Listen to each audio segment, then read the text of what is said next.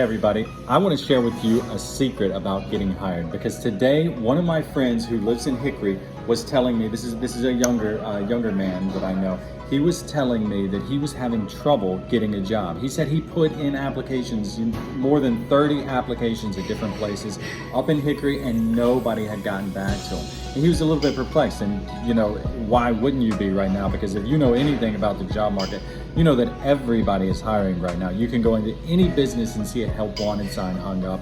You can talk to any hiring manager, any business owner, and they will tell you they need more people. So why wasn't he getting results? And maybe you're in the same boat. Maybe you put in a bunch of applications and you're not getting any results. Nobody's calling you back. Why? There is one important thing you need to know. So let me tell you, okay?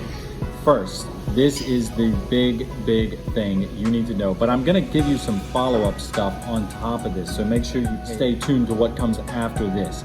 The one most important thing you need to know is that no matter what business you are applying in, no matter what the company is, no matter what the field is, somewhere in that company there is one or a group of people that decide to hire you. You need to get in front of those people or that person. That is the most important thing. When you're applying for a job, what you're really doing is trying to get in front of the person who decides to hire you. That's step one. Step two, of course, is to make them want to hire you. So as far as getting in front of the person, there are a few very important key things you need to remember. Okay, so here they are. So what my friend was doing was he was going online and he was putting out tons of applications. That's how he put in like 30 or more applications, and nobody was getting back to him. But the reason nobody was getting back to him is pretty straightforward. Look, when you put an application online, that is, you're adding steps to the process. Now, there are some companies out there where you can maybe only apply online. That's definitely going to be a case, so you're going to have to start the process online. But just doing that is never enough. So if you're going to apply in a place like a restaurant or retail or any local business that is nearby where you're located, the best thing to do is to get some reconnaissance on the place. Maybe let's say it's a restaurant. So if it's a restaurant, maybe go in one day, order something small, and talk to somebody that works there. Hey, how do you get hired here? What's the process? How do I apply? Who do I talk to? Who makes the decision? Once you have that information, then you can start making a strategy about how you're going to actually go about getting the job there. So if you know who does the hiring, for example, at Bep-pa, I do the hiring. So if you know who does the hiring, you can attempt to go straight to that person. So then at a restaurant, it's very simple because the customers often interact with all levels of staff. The hiring manager is probably going to be out in the dining room at some point doing something with the customers. And if you know who the hiring manager is, if you simply visit the restaurant, buy something small, then you can see the hiring manager, and then you can just strike up a casual conversation about getting hired, and boom, you have an interview right there. That is an actual interview because the hiring manager is always looking for new people. So this is just a shortcut or a sort of a back way in to getting yourself in front of the hiring manager. But there are other easier ways as well. Most restaurants will simply accept walk-in applicants. That means you don't need to go and apply online. You can apply at just about any restaurant online. You can apply at Bep-pa, at Bep-pa.com, click the apply now button, whatever. But what's gonna happen if you do that? If you do that, you're gonna put your information in, it's gonna come to me, I'm gonna review it, and then if it looks good, I'm gonna maybe send you some questions, or I might just ask you to come in for an interview. It's just one more step. So if you just wanna get in front of a person like me or in front of the hiring manager, you can just go straight to them. If you know who they are, then you just ask for that person. If you don't know who they are, you say, excuse me, who's the hiring manager? Is he available, or is he or she available? Can I speak to them for a moment? If they're not available or if they're not there, then you'll find out and you can just come back.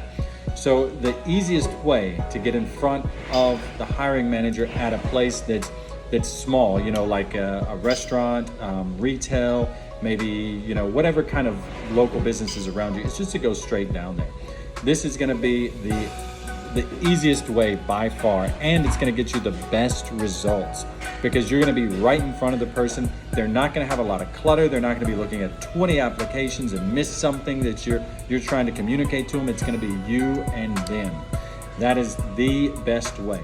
Now, I would not personally put applications in through Indeed unless I just needed to spam a bunch of applications, but I really don't think that's the best strategy. If you want a job, you should find what type of a job you want, which places are like that, and then you should focus on a handful of them, and you should put more effort and energy into fewer applications than trying to do a lot of applications at a lot of places, because these are going to be very low chances of you getting hired, and you're not really going to know if this is the place that's going to match up with your needs because you didn't really do any research on it. There's another drawback from putting in applications on Indeed as well. Sometimes your work history may not match up with the place that you're applying to. You know, if you're applying to work in retail and they see a bunch of experience that's not retail, they might just think, well, I'll just look for somebody who's got retail experience because it's gonna be easier to train. They're gonna kind of know what they need to do coming in. You know, they're gonna have these sorts of thoughts when they're looking at your application and your resume. But if you just go and get in front of the person, if you just go down to that retail store and say, hey, I'm looking for a job, they're going to make their judgment based on what they see and what you present to them versus the work history, the last job you did that may not be related to what they need. You may be the perfect fit for them, but your resume may not show that. So if you're just putting in applications on Indeed, all you're actually giving them is your resume, your availability.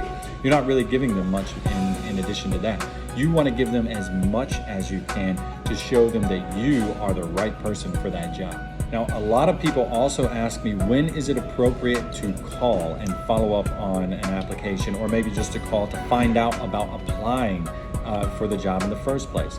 So phone calls have changed over the years. You know, 20 years ago, calling and following up on an application was kind of the thing to do. That's what everybody did. You'd go down to the place, you'd put in the application, then you'd wait a while, then you'd follow up if you didn't hear anything, then maybe you'd go back and follow up in person. You know, this was part of the process. Nowadays, it's different though, because a phone call is a little bit inconvenient. You know, if you're calling retail or a restaurant, these people are busy trying to help customers at the time that they're also available to answer the phone. It's not like a business-to-business environment where answering the phone is how they help the customers. So when you call, it's just you and them one-on-one. There aren't a lot of other customers in front of them at that moment.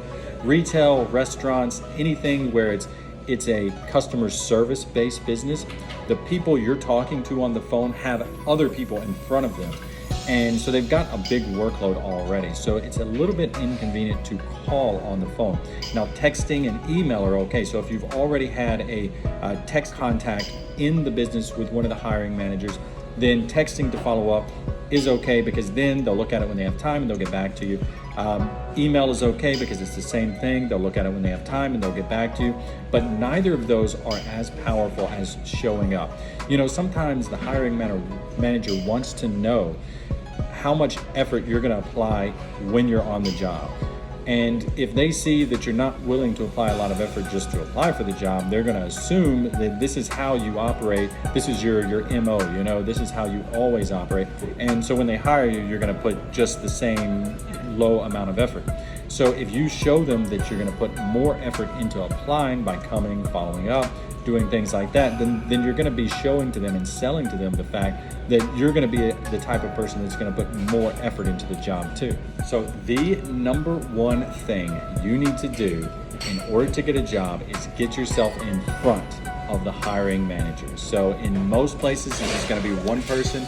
In some bigger companies, this could be a group of people. Whatever it is, your main goal is to get yourself in front of those people and then sell yourself. Sell them on why you're great for that role. Now, I'll give you some tips on doing that in another video, but for now, I think you've got some really good starting points. Now, if you want to work at Bep-pa, you can apply in person, of course, at 3033 Union Road, Gastonia, or of course, you can apply online. The best way always is in person.